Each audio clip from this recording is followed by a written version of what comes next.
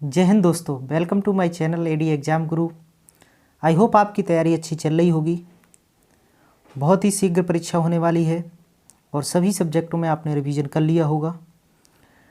लेकिन सभी सब्जेक्टों में 5 नंबर के पेडागोगी आती है। तो आज मैं गणित की शिक्षण अधिगम पेडागोगी भाग 2 लेकर आया हूँ, जो 2011 से यूपीटीटी 2011 के से लेकर 20 तक के सभी प्रश्न बहुत ही अच्छे से समाहित किए हैं। तो इससे आपकी पेडागोगी अच्छी तैयारी हो जाएगी। वीडियो को पूरा देखना। तो आइए सेशन को प्रारंभ करते हैं। पहला प्रश्न, दो समांतर रेखाओं के बीच की दूरी। आपको पता होगा कि यदि दो समांतर रेखाएं हैं तो उनकी दूरी प्रत्येक स्थान पर बराबर होती है, तभी वो समांतर रेखाएं होंगी। तो घटती है, बढ़ती है, बराबर रहती है, घट या बढ़ सकती है। तो दोनों स्थान पर दूरी आपस में बराबर होती है। 270 माप का एक कोण एक उदाहरण है। तो आपको मैंने इससे पहले वाले वीडियो में बताया था कि न्यून कोण, अधिक कोण और समकोण, इस प्रकार के सभी कोणों के बारे में बताया था।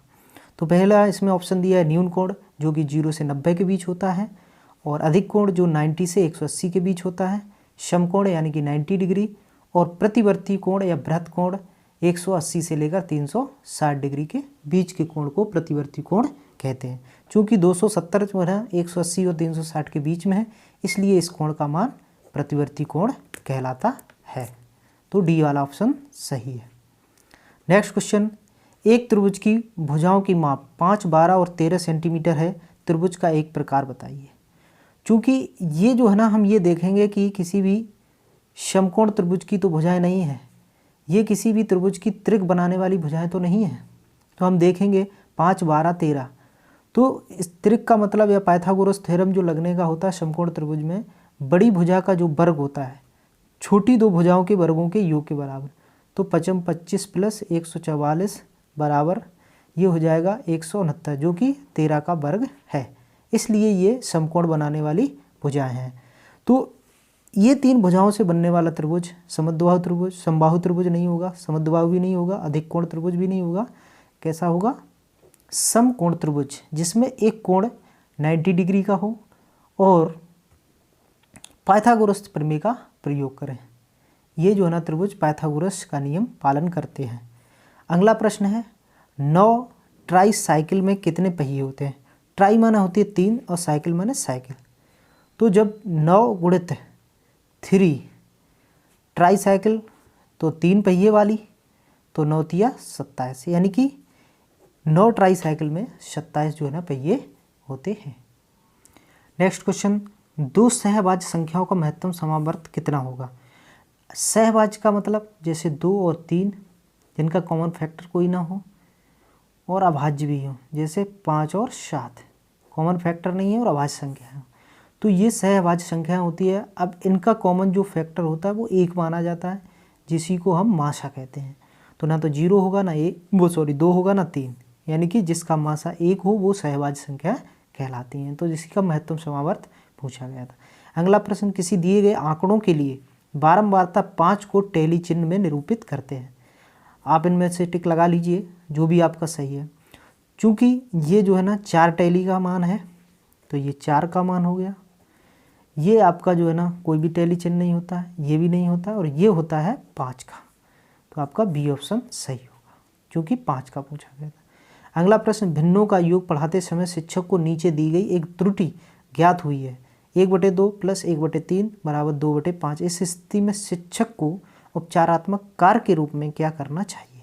अब देखते हैं इसमें उपचारात्मक रूप में क्या करना चाहिए। चूँकि ये क्या किया है इन्होंने, ऊपर की संख्याओं को अंश जोड़ दिया, हर को जोड़ दिया, चूँकि ये भिन्न गलत है। लघुत्तम समावर्त लासा की अवधारणा को समझने में बच्चों की सहायता करें। बच्चों से कहें कि वे अधिक से अधिक अभ्यास करें। इसमें अधिक हस्तक्षेप नहीं करना चाहिए, क्योंकि बच्चे जैसे ही बड़े होंगे समझ जाएंगे। प्रत्येक भिन्न के परिमाप को समझने में बच्चों की सहायता करें। अब चूंकि ये जो भिन्न है उसमें इस बच्चे ने लासा नहीं लिया है, तो कहने का तात्पर्य हुआ लघुत्तम समावर्त लासा की अवधारणा को समझने में बच्चों की सहायता करना चाहिए। ये ऑप्शन सही है। किन्हीं दो परमेय संख्याओं के बीच क्या होता है, कोई परमेय संख्या नहीं होती है, केवल एक परमेय संख्या होती है। अनंत परमेय संख्याएं होती हैं, केवल एक परमेय संख्या और कोई अपरमेय संख्या नहीं होती है। तो आपको बताया गया होगा कि यदि कोई दो परमेय संख्या हैं, उनके बीच में अगर कोई परमेय संख्या ज्ञात करनी होगी 1 2 3, तो हम निकाल लेते थे a + b/2, ये पहली परमेय संख्या। दूसरी भी इसी प्रकार से आगे बढ़ाते जाते हैं। लेकिन इन्होंने पूछा है कि किन्हीं दो परमेय संख्याओं के बीच में क्या हो सकता है, तो उसमें अनंत परमेय संख्याएं होंगी, जो कि आपको बताया था नेक्स्ट वीडियो में। नेक्स्ट, माप की अवधारणा विकसित करने के हेतु अपनाए गए निम्नलिखित कार्यों को क्रम से लगाएं। चूँकि माप की अवधारणा मतलब मापने की पद्धति को विकसित करना है बच्चों में, उसके लिए क्रम से बताना है। शिक्षार्थी लंबाई मापने के लिए मानक इकाइयों का प्रयोग करते हैं। शिक्षार्थी लंबाई मापने के लिए अमानक इकाइयों का प्रयोग करते हैं। शिक्षार्थी सरल अवलोकन द्वारा वस्तुओं को सत्यापित करते हैं। शिक्षार्थी मीटरी इकाइयों के बीच के संबंधों को समझते हैं। तो इसमें क्रम बताना है, कौन सा क्रम पहले आए कौन सा बाद में आए। तो इसमें देखेंगे सबसे पहले तीसरा क्रम आना चाहिए। शिक्षार्थी सरल अवलोकन द्वारा वस्तुओं को सत्यापित करते हैं। सरल अवलोकन पहले करेंगे, उसके बाद लंबाई मापने के लिए अमानक, अमानक मतलब जो कोई मानक नहीं है, घरेलू वस्तुओं, तो पहले तीसरा फिर दूसरा, तो तीसरा और दूसरा, तीसरा दूसरा यानी कि डी, फिर पहला। शिक्षार्थी लंबाई मापने के लिए फिर मानक इकाइयों का प्रयोग करेंगे, तो पहले अपानक फिर मानक, फिर लास्ट में शिक्षार्थी मीटरी इकाइयों के बीच संबंध को समझते हैं। जो मीटरी इकाइयाँ होती हैं, किलोमीटर, घन मीटर या फिर सेंटीमीटर, इस प्रकार। नेक्स्ट प्रश्न है, एक अच्छा गणितज्ञ होने के लिए जरूरी होता है सवालों के उत्तर देने की तकनीक में निपुणता, अधिकतर सूत्रों के याद रखना, बहुत जल्दी सवालों को हल करना, सभी अवधारणाओं को समझना, लागू करना और उनमें संबंध बनाना। तो अच्छा गणितज्ञ होने के लिए क्या होना चाहिए गुण? सभी अवधारणाओं को समझना, लागू करना, उनमें संबंध बनाना, यानी कि डी ऑप्शन सही है। नेक्स्ट, क्षेत्रफल की अवधारणा से परिचित कराने के लिए शिक्षक से शुरुआत करना चाहिए। शिक्षक को कहाँ से शुरुआत करना चाहिए यदि क्षेत्रफल की अवधारणा को परिचित कराना चाहते हैं? तो भिन्न आकारों की आकृतियों का क्षेत्रफल ज्ञात करने के लिए सूत्रों को स्पष्ट करना, हथेली, पत्ते, नोटबुक आदि से विभिन्न वस्तुओं की सहायता से किसी आकृति के क्षेत्रफल की तुलना करना, आयत की लंबाई और चौड़ाई का पता लगाना और आयत के क्षेत्रफल के सूत्र का प्रयोग करते हुए क्षेत्रफल ज्ञात करना, इकाई वर्ग गणना की सहायता से आकृतियों का क्षेत्रफल ज्ञात करना। चूँकि ये प्राइमरी के बच्चों को पढ़ाना है, तो प्राइमरी के बच्चों को उनके व्यवहारिक ज्ञान की चीज़ें या जो उनके आसपास हैं उनसे परिचित कर। क्षेत्रफल तो हम क्या करेंगे, इसमें जो उनके संबंध के, जैसे हथेली हुई, पत्ते हुए, नोटबुक हुए, ये उनके पास रहेगी। इन चीज़ों से अगर किसी भी वस्तु का या किसी भी आकृति का हम क्षेत्रफल की तुलना करेंगे तो वो आसानी से क्षेत्रफल के बारे में समझ जाएंगे। नेक्स्ट क्वेश्चन, यदि किसी वर्ग के विकर्ण को 2 गुना कर दिया जाए तो उसका क्षेत्रफल क्या होगा? चूँकि वर्ग क्या होता है, जिसकी 4 भुजाएं बराबर होती हैं, तो ये अगर भुजाएं सभी बराबर हैं तो इसका a√2 विकर्ण आ गया। क्योंकि क्षेत्रफल जो है ना विकर्ण के रूप में होता है d/2 का होल स्क्वायर, यानी कि विकर्ण/2 का होल स्क्वायर। चूँकि विकर्ण ही 2 गुना कर दिया जाए तो क्षेत्रफल हो जाएगा 2d/2 का होल स्क्वायर, तो ये आ जाएगा 4d/2 का होल स्क्वायर। कहने का तात्पर्य ये हुआ कि जो विकर्ण होगा उसको 2 गुना करने से तो क्षेत्रफल 4 गुना हो जाएगा। तो देखो दिए गए विकर्ण का क्षेत्रफल का 4 गुना हो जाएगा। तो कहने का तात्पर्य जब विकर्ण को 2 गुना करेंगे तो क्षेत्रफल भी 2 गुना हो जाएगा। यदि भुजा को भी 2 गुना करेंगे तब भी क्षेत्रफल 2 गुना हो जाएगा। तो दोनों शर्तों में 2 गुना अगर भुजा करते हैं तो 4 गुना क्षेत्रफल, विकर्ण को 2 गुना करेंगे तो भी 4 गुना क्षेत्रफल। नेक्स्ट प्रश्न, जब राजन के सामने वर्तिका समस्याएं आती हैं तो वह पूछता है मैं जमा करूं या घटाऊं, मैं गुणा करूं या भाग, इस तरह के प्रश्न बताते हैं। एक बच्चा है राजन जिसके पास कुछ गणनाओं से रिलेटेड जोड़, घटाना, गुणा, भाग, ये संक्रियाओं की समस्या आती है, तो वो पूछना चाहता है कि मैं जमा करूं या घटाऊं, मतलब जोड़ूं या घटाऊं, गुणा करूं या भाग। तो राजन जोड़ और गुणा नहीं कर पा सकता है। राजन कक्षा में बाधा डालने के लिए अवसर खोजता है। राजन को भाषा समझने में कठिनाई होती है। राजन संख्या संक्रियाओं को नहीं समझता है। कहने का तात्पर्य उसे जो भाषा है वो नहीं समझ में आ रही है कि हम करना क्या होगा, में जो भी ऑपरेशन दिए वो क्या करना चाहिए। तो इसका मतलब उसे राजन को भाषा समझने में कठिनाई। नेक्स्ट क्वेश्चन, निम्नलिखित पैटर्न का अध्ययन कीजिए। जैसे 1 गुणित 1 बराबर करेंगे तो 1 आता है, 11 का 11 में 121, फिर 111 का 1 2 3 2 1। अब इसी प्रकार से 5 बार 1 का गुणा 5 बार 1 में गुणा करेंगे तो कौन सा आंसर। तो इसका नियम चलता है कि अगर 11 का 11 में करेंगे तो 1 2, चूँकि 2 बार लिखा है तो 1 2 फिर 1, फिर इस प्रकार से 1 2 3 1 2 3, तो गिनती लिख दो 1 2 3, फिर इसका उल्टा कर दो 2 1। इसी प्रकार से 5 है तो 5 बार गिनती लिख दो 1 2 3 4, ये 5 वर्ग ज्ञात करने का सूत्र है। फिर 5 छोड़ दो, फिर 4 3 2 1, उल्टी गिनती लिख दो। अब देख लो 1 2 3 4 5 4 3 2 1, मतलब 5 के बाद फिर विपरीत क्रम। इसका मतलब ए सही है। तो ये 1 अंकों से बनी संख्याओं का वर्ग ज्ञात करने का सूत्र है। गणित की प्रकृति नेचर है, तो गणित की प्रकृति तार्किक होती है, आपको पता है। भिन्नों की संकल्पना से परिचित कराने के लिए एक अध्यापक प्रारंभ कर सकता है। कहाँ से प्रारंभ कर सकता? विभिन्न भिन्नों के अंश और हरों की पहचान कराकर, एक संख्या रेखा पर भिन्नों को ज्ञात कराकर, भिन्नों को a/b के रूप में लिखकर जहाँ b इज नॉट इक्वल 0, उनके आसपास की वस्तुओं के भिन्नात्मक भागों की पहचान कराकर। तो भिन्नों का अगर परिचय कराना है, उसके बारे में अध्यापक बताना चाहता है, तो बच्चों के जो आसपास की वस्तुएं भिन्न के रूप में, जैसे 1/2 3/4, इस प्रकार के जो हिस्से हैं भिन्न के रूप में दर्शाते हैं, उनसे आप भिन्न का आसानी से परिचय पहचान करा सकते हैं। नेक्स्ट, निम्नलिखित में से कौन सा केंद्रीय प्रवृत्ति की माप नहीं।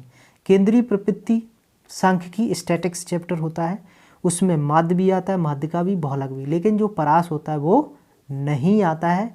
आप प्रश्नों में नहीं का विशेष ध्यान रखेंगे। परास क्या मतलब, ये होता है अधिकतम मान और माइनस, अधिक माइनस कम मान। तो जो भी उस आंकड़ों में दिए गए हों उसका सबसे अधिकतम मान और कम मान का अंतर कर देंगे तो परास निकल आएगा।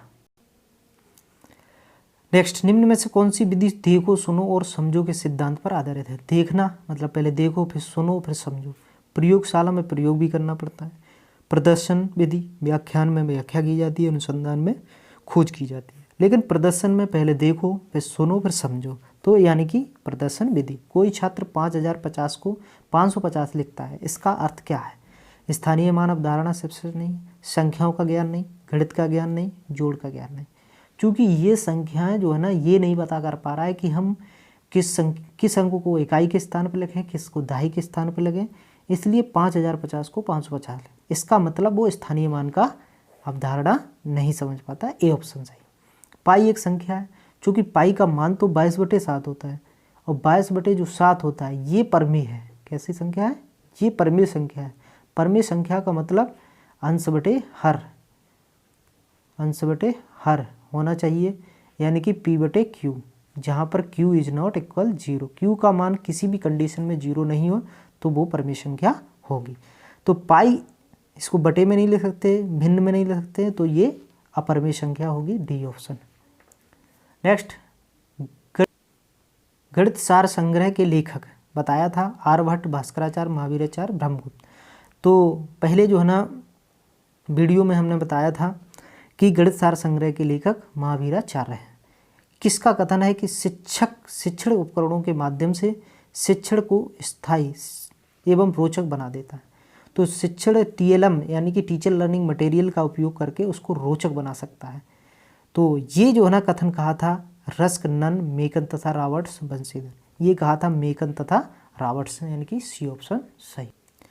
नेक्स्ट क्वेश्चन, गणित शिक्षण की स्वयं विधि में कौन सी जो है ना विधि सम्मिलित नहीं है।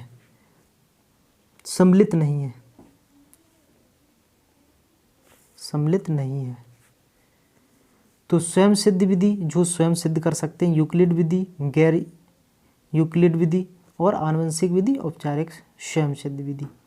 तो जो आनुवंशिक विधि है वो स्वयं सिद्ध विधि में सम्मिलित नहीं है। नेक्स्ट, विभाजनी का उपयोग किया जाता है। विभाजनी मतलब जिससे हम किसी को मान को विभाजित करते हैं, किसी के भाग को विभाजित करके, कोण बनाने में, त्रिभुज बनाने में, आयत बनाने में, रेखाखंड की लंबाई ज्ञात है।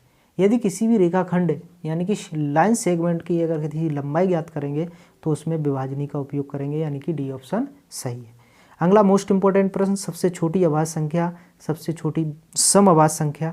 तो सम बोले या अभाज्य बोले तो दो एक ऐसी संख्या है जो सम भी है और अभाज्य भी है, यानी कि आंसर तो आएगा सी ऑप्शन। यदि अवरोही क्रम में रखे गए आंकड़ों के दोनों छोरों से चरम प्रेक्षण, चरम माने अधिकतम प्रेक्षण हटाए जाते हैं तो केंद्रीय प्रवृत्ति के कौन से मापक प्रभावित होते हैं, यानी कि कौन से मान प्रभावित होंगे। माध्य और माध्यिका, माध्य और माध्यिका बहुलक, माध्य और बहुलक, बहुलक और माध्य। यदि चरम प्रेक्षणों को यदि वहाँ से हटा देंगे तो माध्य और बहुलक जो मीडियन होता है और बहुलक, इस पर जो है ना प्रभाव पड़ेगा, यानी कि सी ऑप्शन सही है। ये केंद्रीय प्रवृत्ति में यानी कि स्टैटिक्स में प्रश्न आते हैं। 20वीं सदी के स्वशिक्षित भारतीय गणित के प्रतिभावान व्यक्ति कौन थे। चूँकि गणित दिवस 22 दिसंबर को मनाया जाता है और इनके मनाए जाने का मुख्य श्रेय है श्रीनिवास रामानुजन को, तो 20वीं सदी के सबसे महान जो गणितज्ञ हुए हैं वो श्रीनिवास रामानुजन।